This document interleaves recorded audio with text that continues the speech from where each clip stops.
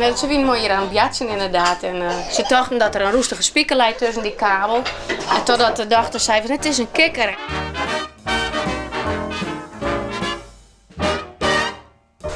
Waar vind je hem 72 kikker? Do?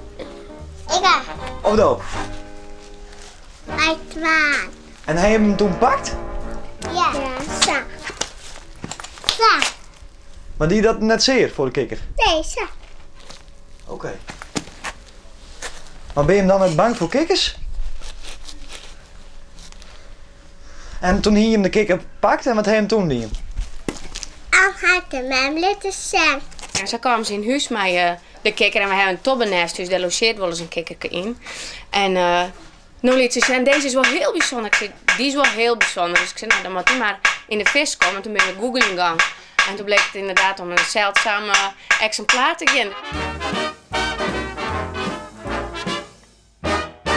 Toen dacht ik, ja, dan moet ik hem maar weer loslaten. Alleen daar wrong het een beetje, want ik denk, als hij echt zo bijzonder is en ik liet hem hier los, dan krijgen we misschien wel een probleem. Dus toen bel ik Andries en die maakt vaker films van slangen. Dus ik denk, die weet er vast meer van. Nou, en die wie euforisch. Nou, de familie Brandsma ben een goede bekende van ons. En op een gegeven moment belt Annelies soms. En die zegt, ik heb een geelbuik vuurpad. Nou, het was gek of hoorde ik het in Keulen donderen. Ik denk, die dingen komen wel in Limburg voor. En dan nog eigenlijk in het uiterste punt. En dan hebben we hier in Oldenbekoop in de stelling waar we menen. Joden jou direct? Nou, nee, dat geloof ik eigenlijk niet. Want een geelbuik vuurpad, omdat die in Limburg al zeldzaam is. En dan hier niet in Bekoop een geelbuik vuurpad. Ik denk, het zou wel een kikker wezen die wat aparte kleuren heeft. En vandaar dat ze ervan uitgaan dat het een geelbuik vuurpad is. Nou, ik zeg, ik kom man die kant uit, dat moet ik zien. Hè? Nou, toen ben ik aan de des hier gewoon en te kijken. En kon je wat sliepen? Nou, soms eerst, dan lig je eerst gewoon wakker. Je denkt, een geelbuik vuurpad. Dat kan niet, dat bestaat niet, dat bestaat gewoon niet. Dus toen ben ik hen gaan te kijken. Ja, en dan zie je een geelbuik vuurpad. Ik denk, nou, dit is toch wel heel uniek. En toen heb ik gelijk Jelle Horstra, want die is dan nog wat meer deskundig als mij. En die had dus ook gelijk komen. Op een gegeven moment ben ik de telefoon en de vrouw neemt op, ze zei Andries van der Veen, een natuurman buurtstek. Ik zei Andries nowhere, nou die had een geelbuik vuurpad van, ja. Ik zei, maar hoela, beesten kom je net voor nou, dus hij praat met Andries en ja, hij zei, ik ben er wist van. Nou ja, Andries kennende, wie dat ik wist van vanzelf, ik zei, kom eraan. En waarachter, het ging om een geelbuik vuurpad. Heel zeldzaam beest, het zeldzaamste amfibie van heel Nederland. Komt alleen nog maar voor in Zuid-Limburg. Dus we verbazen ons beiden.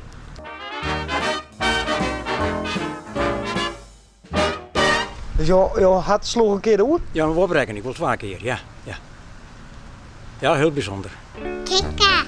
Ja. Kijk, hier is een kikker.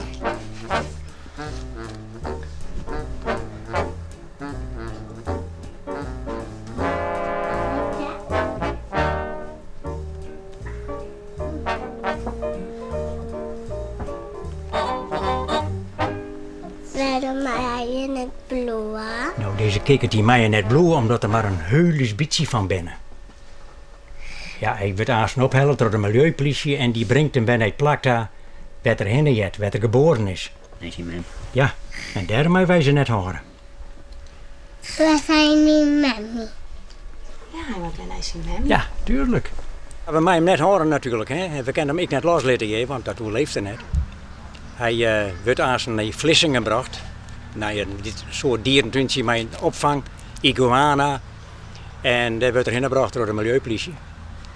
En je zal er eerst wel in quarantaine komen. En dan zal ze wel bepalen dat het inderdaad om je eigen soort gaat.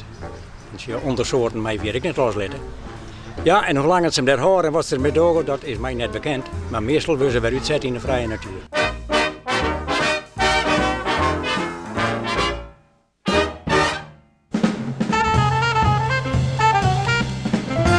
Goeiedag. Heb je moeten wandelen? Ik ben op het krijgtreed zetten. Krijgtreed zetten? Ja. Wat dat voor? Oh, voor de lampjes. Dan rennen ze het loon net uit? Nou, nee. En ze maar net in de sleer. Bij de sleer lopen ze wat. Ja. Oh, ik reed weer naar Oerkamp. Hobby, hè?